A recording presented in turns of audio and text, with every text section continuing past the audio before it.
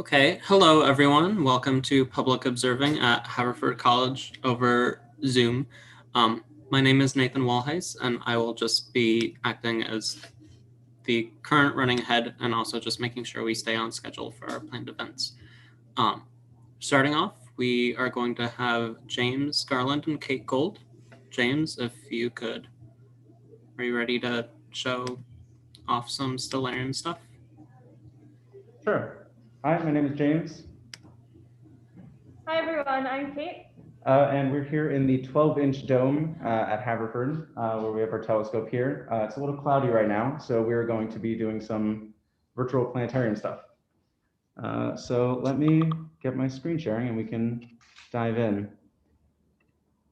So can everybody see this? Good.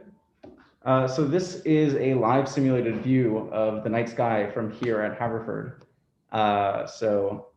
If you are calling in from somewhere nearby, you can try to follow along outside your window or on a porch or something like that. I suppose we can just kind of take a look at some of the brightest, interesting things in the sky that you can see right now. So if you look up in the sky, the most notable things are going to be the Moon, Mars, Saturn, and Jupiter, the four brightest objects in the sky. You might have heard in the news recently about Mars at opposition. So Mars right now is the brightest it will be in a little while because it's the closest in its orbit to the Earth that it will be for a several year period. So right now Mars is the fourth brightest object in the sky. I checked this earlier today. Usually it's on average the 20th brightest, and at its faintest, the 50th brightest object in the sky. So if we were to look at Mars through this telescope right here, it should look just like this in a little simulated view. Anything you want to know? Cool. Yeah. We go on over more to the southwest. You'll see nice in a little bit of a line. The Moon, Saturn, and Jupiter, three of the brightest objects in the sky during the nighttime, except for Venus and the Sun, which you'll see in the morning and the day.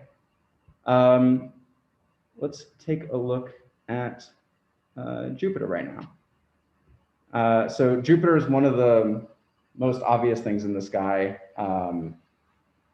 and it is the largest planet in the solar system, gas giant between Mars and Saturn. And though it might be hard to see from here, if you even have a pair of binoculars, you'll be able to see some of what we call the Galilean moons, the four brightest moons going across Jupiter there. So that's a good thing to keep an eye out for if you're able to look at home. The next thing you'll see just up and to the left of that is Saturn. In the sky, just a dot, but when you look through a telescope, obviously those famous, beautiful rings.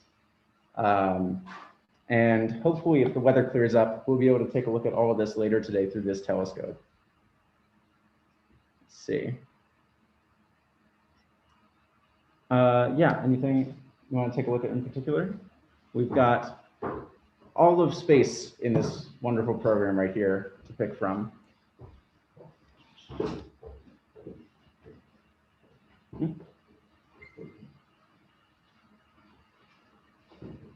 What's that?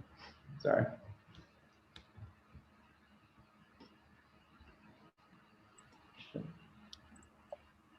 Hey, James, what about if we have a look at the Andromeda Galaxy?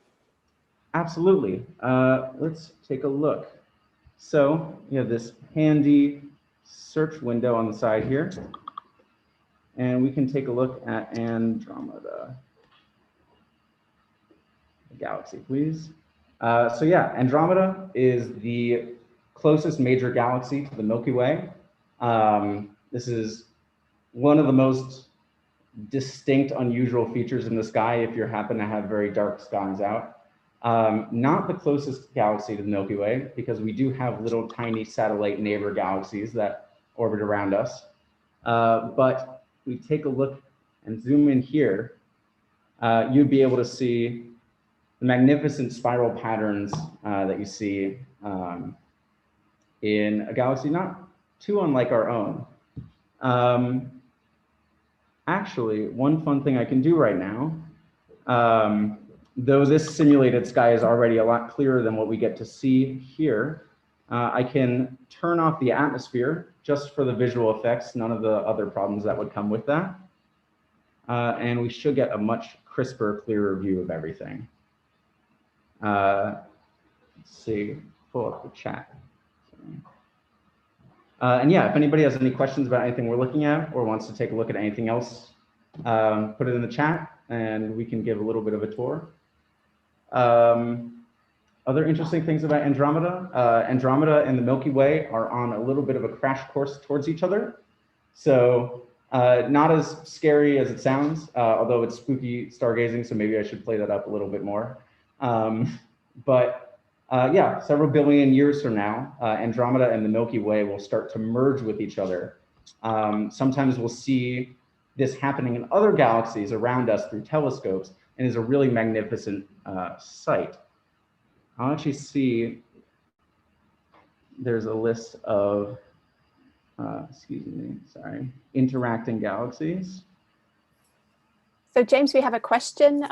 Why does Andromeda look brownish? Interesting question. So I believe what we're seeing here is an image that was taken in mostly visual light. So the things that we see when we look through it, through a telescope with our own eyes. And what we primarily see in a galaxy is all of the dust and gas that surrounds this kind of medium of stars that populate it. So Andromeda, just like our own galaxy, is filled with hundreds of billions of stars that illuminate all of the material inside. And so we get to see these magnificent bands of gas and dust kind of spiraling through. And in fact, we get to see that from our own perspective too within the Milky Way itself. So if we take a look a bit broader, and this is an excellent sight if you are get to have very dark skies, is you get to see the banding of our own galaxy, the Milky Way, over here. Let's see. I was going to, oops, excuse me. I will also turn off the ground, but worry not. Shouldn't be too much of a problem. So this is a beautiful example of two interacting galaxies. I can't make any promises exactly about how it'll look like when Milky Way and Andromeda will collide. I don't think I'll be there for that. But we see these all over the place. Space, though it might not seem like it, and though the timescales are large, things are moving around all of the time, and we see beautiful interaction as gravity pulls apart galaxies and throws them every which way. Speaking of the scale of space, James, we have a question from Mira Grin, who asks, how long would it take in a spaceship to get to Mars? That is a really great question. How long would it take in a spaceship to get to Mars? So from what I remember, I believe that most Mars missions, as predicted by agencies like NASA that do research into that, put a timescale of about, I think, an 8 to 9 month travel time from the Earth to Mars for a human mission. I've read that when you send like a rover or some kind of orbiter or probe, something mechanical to Mars, you can do that a lot faster because it's the things that make humans squishy and have to be safe in a rocket don't necessarily apply there. Oh, we have a actual number right here. Let's see. So yeah, the fastest theoretical time that you could get if you really wanted to go straight to Mars could actually be 39 days. Though, because of the way that orbital mechanics work and things like that, it would take a really large amount of energy if you wanted to draw a straight line just from one planet to another. So because the Earth is already moving really fast, we take advantage of that to give us a little push. It takes a little bit longer, but it's a lot easier for us. Let's see.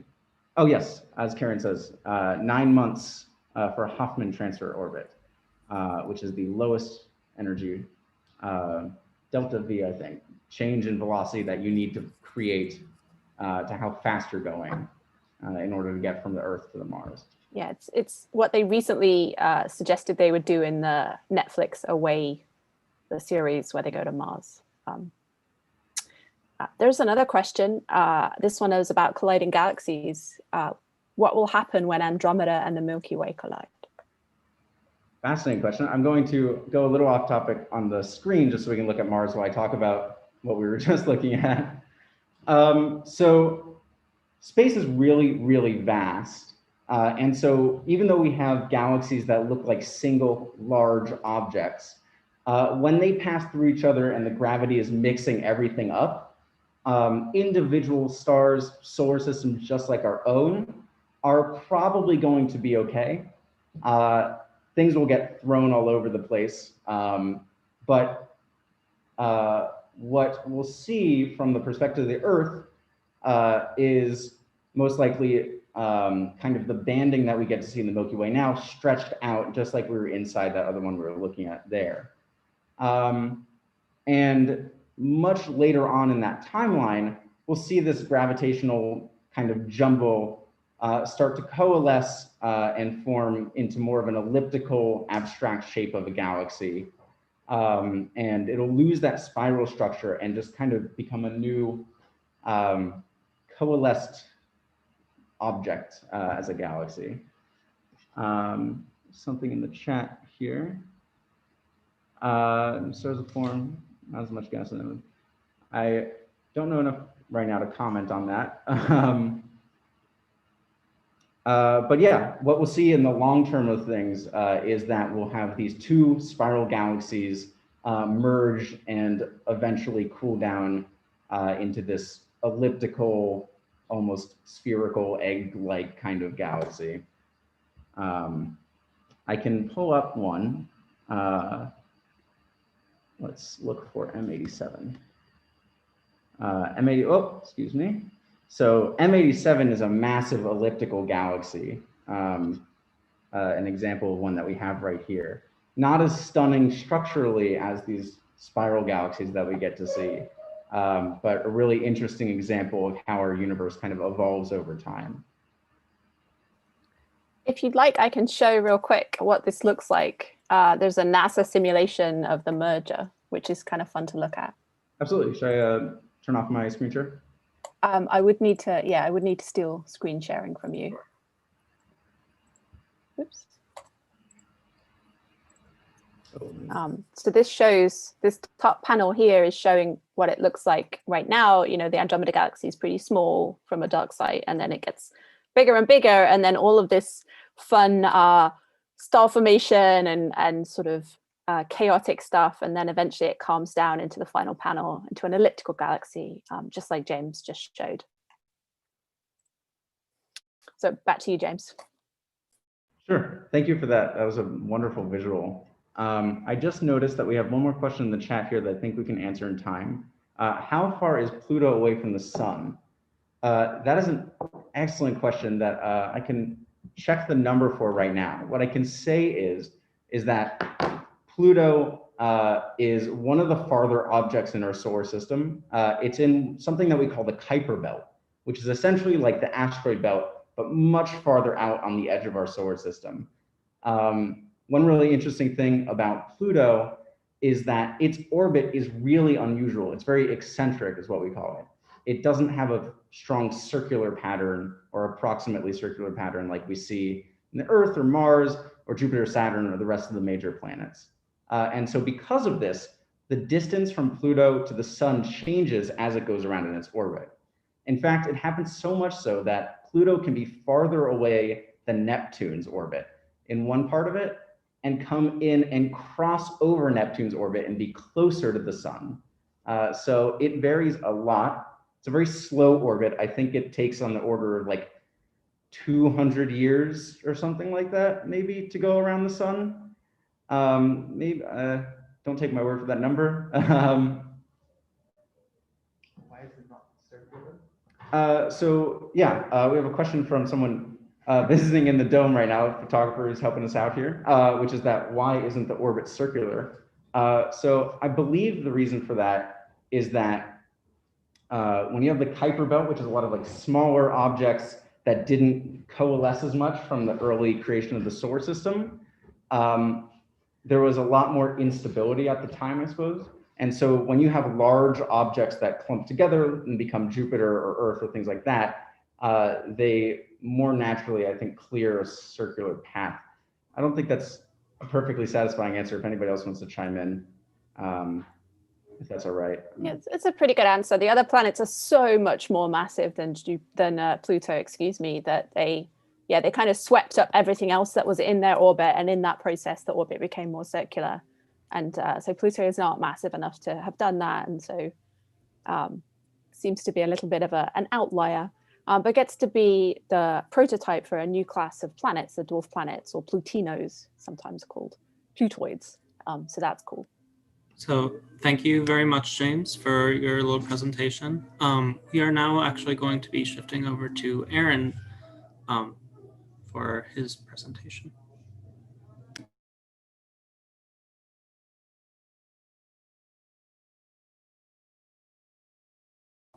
Cool. Hi, everybody. I'm Aaron. I'm a sophomore here at Haverford College, and let's talk about white dwarfs.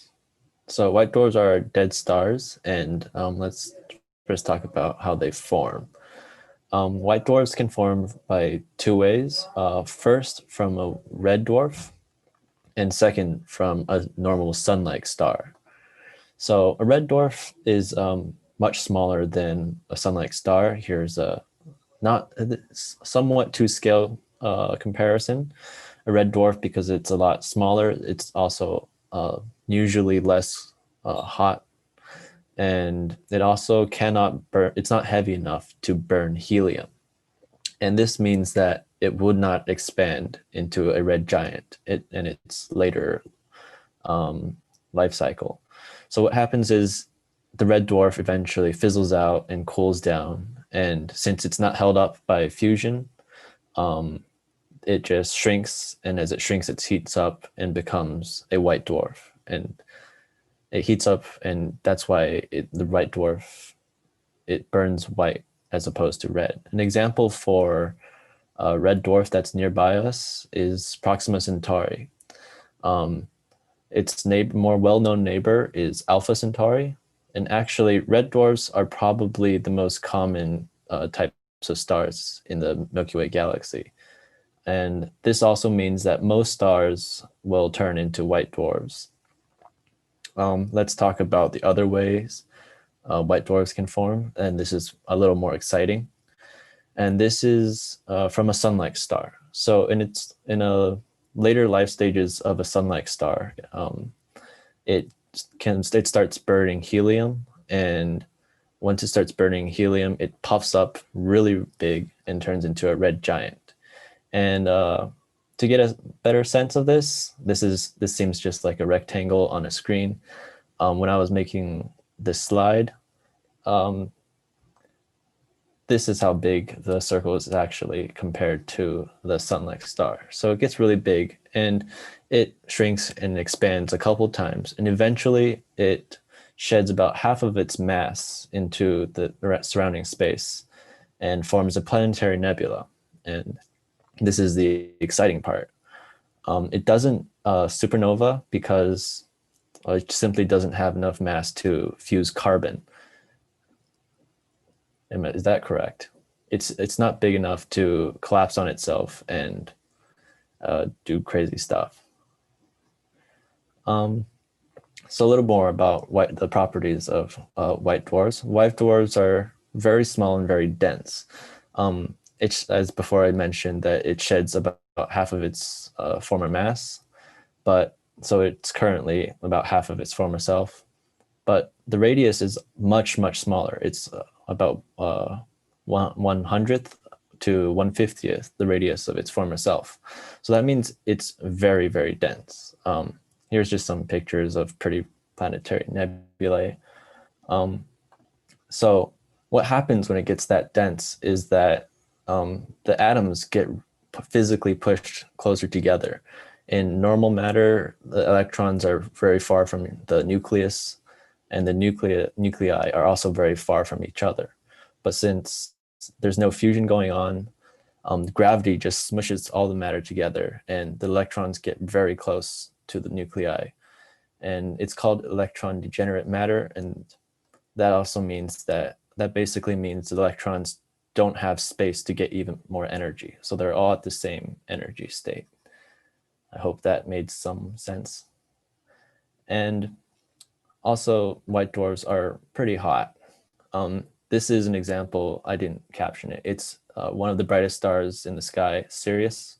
The big one is Sirius A, and the small one is Sirius B.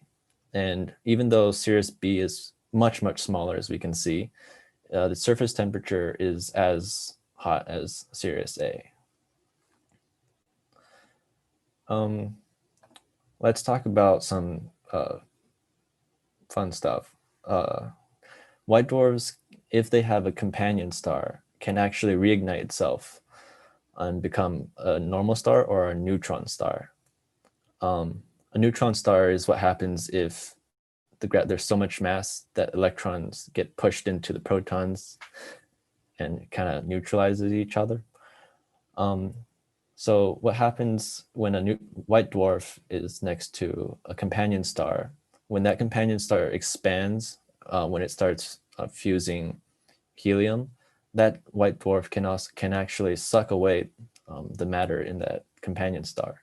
And once white dwarf gets heavy enough, it can actually start fusing even heavier elements because it's big enough to do that.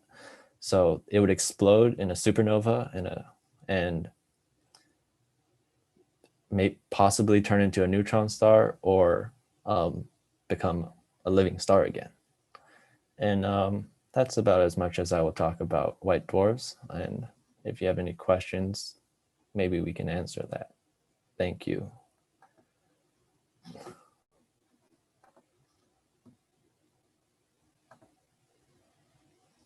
Awesome. So thank you for your presentation, Aaron. At this point, we will be taking and answering a few more questions.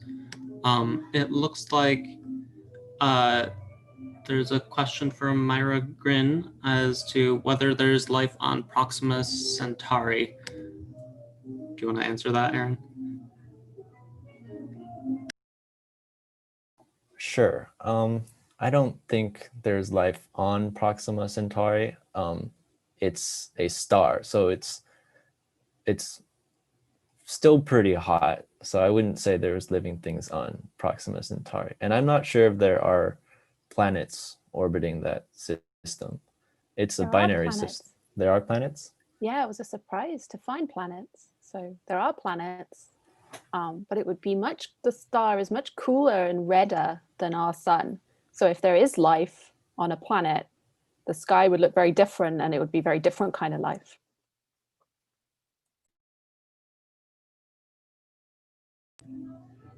Awesome. And we have a question from Samara, a 5th grader, as to whether there's a reason a white dwarf sheds its mass. So the white dwarf doesn't shed its mass. It's the red giant that's before the red dwarf. And I'm not sure. I'm going to give it a go though. What happens is as the red giant swells up, red giants also blow off a lot of their mass as they're burning through solar wind, for example, I think. And as that happens a couple times, it only leaves the core behind, which is really dense and actually where the fusion actually happens. And once that stops, it kind of loses its control over everything around it and everything just blows away. Thought that was a really nice explanation, Aaron. And those planetary nebula that you showed are showing that process in action.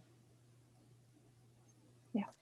Our next question is from, it looks like Hila Schiff, as to how long would it take to get to Pluto?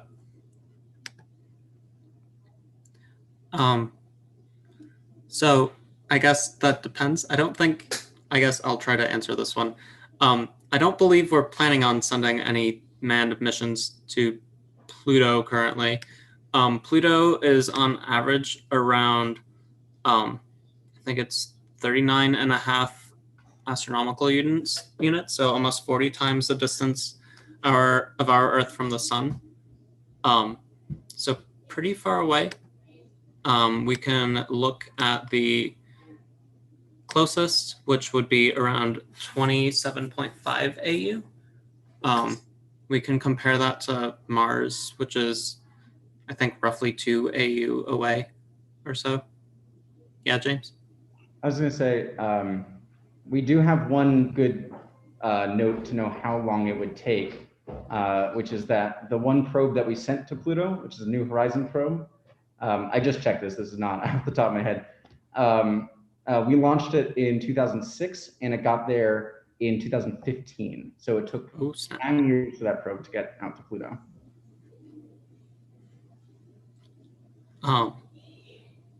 Okay, and we have a question, so why are the white dwarfs so colorful? I'm guessing you're asking about the planetary nebula, and that's because there are a lot of different elements in the planetary nebula. Not all the way below carbon, I think, because that's not what's formed in the stars those size. But there can be different chemicals or compounds that form as they cool down and blow away from the star. Cool. It looks like we have a question that was put into the chat. And also, it's also very colorful because we've added color to these pictures. So that's another note.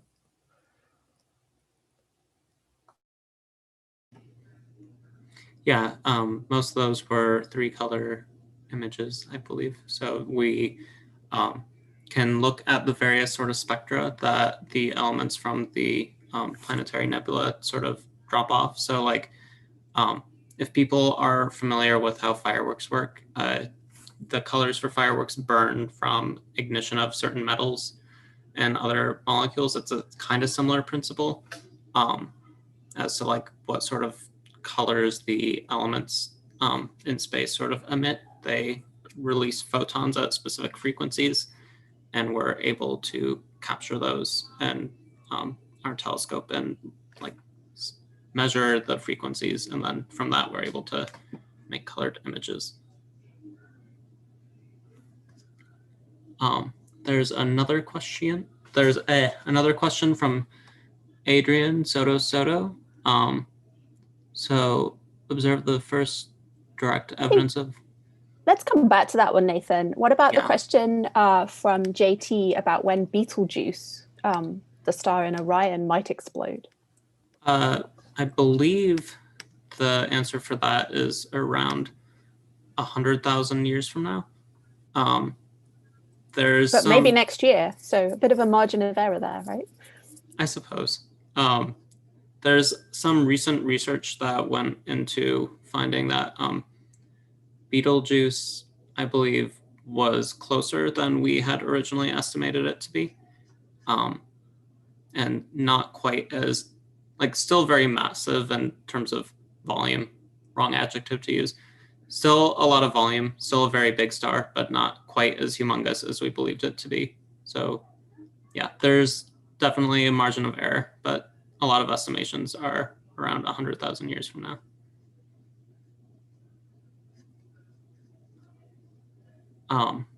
And yeah, so we're going to get to Adrian's question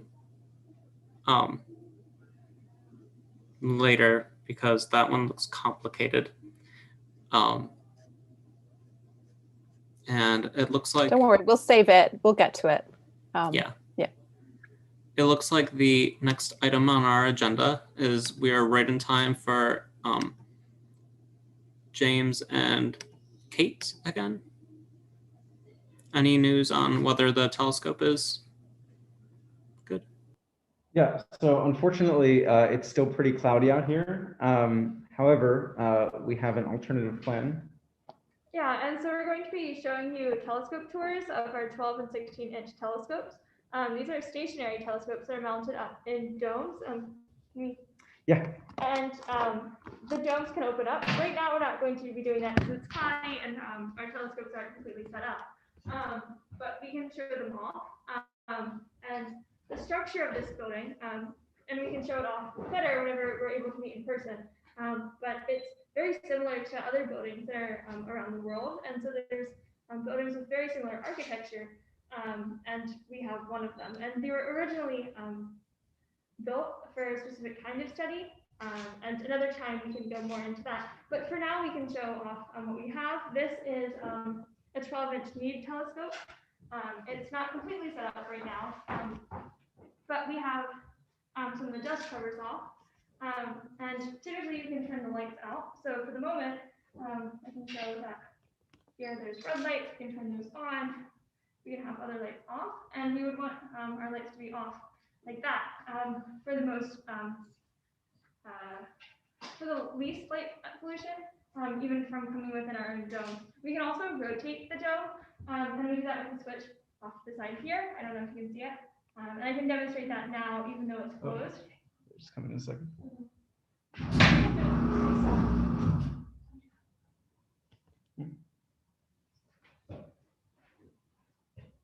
Good. You could rotate it a bit more, Kate. It's okay. You can see this is the slit that we would typically look out of.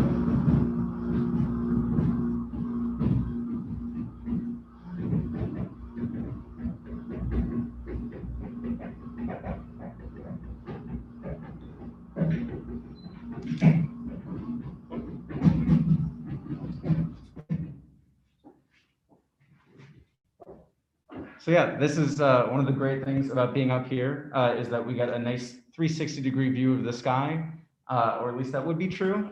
There are some extra tall trees right over about there that unfortunately stop that a little bit. But otherwise, for the most part, we can point this pretty much wherever we want. I think what we're going to do is move on over to the larger of the two domes where we have the 16-inch telescope set up.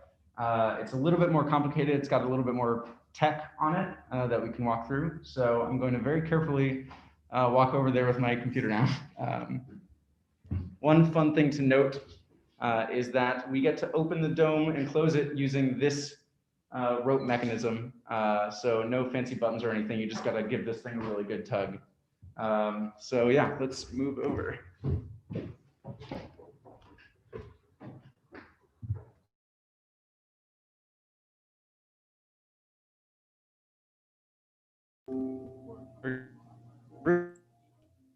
Looks like they might have pretty poor connection. I don't know if you want to answer a question. Yeah, so Z Shelley is asking, in recent news, Russia claims ownership of Venus. While I understand mining asteroids, what would make Venus so interesting as to claim their stake in the exploration of Venus? To answer that question, there's, oh, okay. Everything all right? Yep. Why don't we come back to that? We just lost you for a minute, James, so we thought we'd do a question in the meantime. But since you're there now, yeah. Sorry, I think we lost it on the roof a little bit. So yeah, we are right now inside the entrance to the dome where we keep our 16-inch telescope. So it's a little bit bigger of a setup here as we would expect. Can walk over and see the same mechanism fundamentally for opening and closing the dome to look out of. Why don't we walk up and take a look? So yeah, as Kate was mentioning earlier, right now we have everything lit up with white lights. That makes it easier for us to see and move around and be on a Zoom call. But typically we'll have these red lights on only, and that helps keep our eyes adjusted to the dark when we're working here. So this right here is our 16-inch Meade telescope. It is basically just a bigger version of the one that we saw over there. But what the most important difference about it is that we have this on the end. So typically on the other smaller telescope, we would have an eyepiece set up which you could look through like you would expect in a classical telescope. Whereas here, we have a scientific imaging camera, or CCD camera, that we get to use to take more strong scientific images, data analysis of whatever we want to look at, stars, planetary nebula, like you saw in the previous talk, galaxies. There's a lot of different possibilities that we get to get out of this. So we can take a look downstairs. I'll check really quick. Are there any questions about the telescope? No? Okay. Yeah, if we move around here, back down, we can see where we get to operate this from. So we have this little room right here within the dome itself that's connected up to the telescope's camera. And so we have a computer set up in here that allows us to operate the camera, have the lights on without having to let all of the light out, pollute the whole thing, and all of our images won't be as dark and deep. Yeah. What else? Anything you want to note about the domes, telescopes? One other feature that we have that we haven't maximized very much is also a solar telescope. And so we have various windows around the dome, and we're able to use a solar telescope. We don't do that very frequently, but it is here, and we also have that as part of our facilities. And here and then across. Yeah. Oh, and so that would attach here, kind of behind the door where we entered this room, and continues out across underneath a very large platform. Great. Yeah, that is the broad overview. Karen's put a great link in the chat that everybody should check out. We're actually using this CCD camera right now in one of our advanced astronomy classes, where we are learning how to take pictures and data analysis of different things in the sky. And Karen's been putting up some of the photos that we've been producing in the class on that blog right there. So if you click the link in the chat, you can see some of the photos we've taken with the telescope here and read a little bit about the science behind them. Yeah, any questions, things to note? Anybody else from the panel wanna, do we forget anything major? I don't believe so. Thank you for showing off our telescopes and stuff. So to answer Z. Shelley's question about Russian ownership of Venus, there are several treaties in place so that no country can really own a planet or a celestial body in general. So I don't believe that like Russia is trying to claim it in particular. Russia has historically been very interested in Venus, much like the United States has been interested in Mars, and has tried on several occasions and occasionally did land a few sort of probes on it, especially during the 1970s. Some interesting things about Venus is the detection of phosphine, which scientists are still sort of puzzling to work out where that's coming from, and the fact that Venus is probably the closest planet in our solar system in terms of atmosphere compared to Earth. Venus, however, is very, very uninhabitable unless you are somehow immune to acid rain and all that fun stuff. So I don't think anyone is looking to set up any beach time property there anytime soon. I hope that answered that question. Next, it looks like Gila Schiff is asking, how do supernovas form? So I can answer that. I will answer that. Supernovas form from very massive stars, generally around 6 solar masses or more. And they form when fusion takes place for long enough that iron is formed in the core. Now, iron is a material that when you try to fuse that with other objects, with other atoms to try to make a different, more complex element. Instead of releasing more energy, it just takes in more energy than it releases. So when that happens, it causes, that's sort of what drives the sort of internal stellar collapse. And it results in a lot of pressure being built up and it explodes like a bomb, which is kind of what you can think of supernovas as, is a just very massive stellar bomb that does result in new fancier elements being made, like gold and everything on the periodic table after iron.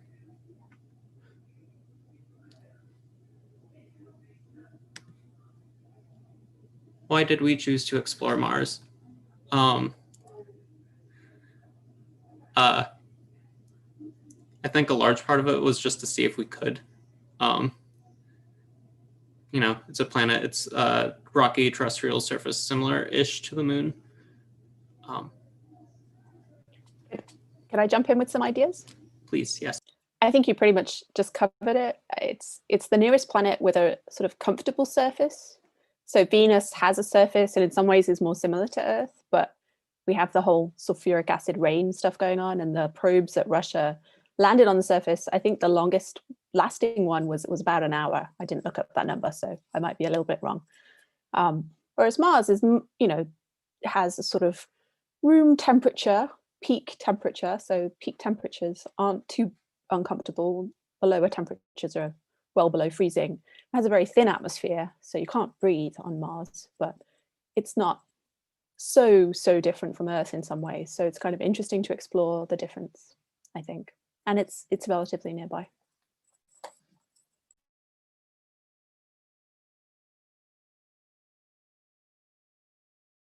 Okay. I do not believe I see any more questions, so we are going to take a brief break. When will the new rover get to Mars? What will it do? When will the new rover get to Mars? Does anyone in particular? February?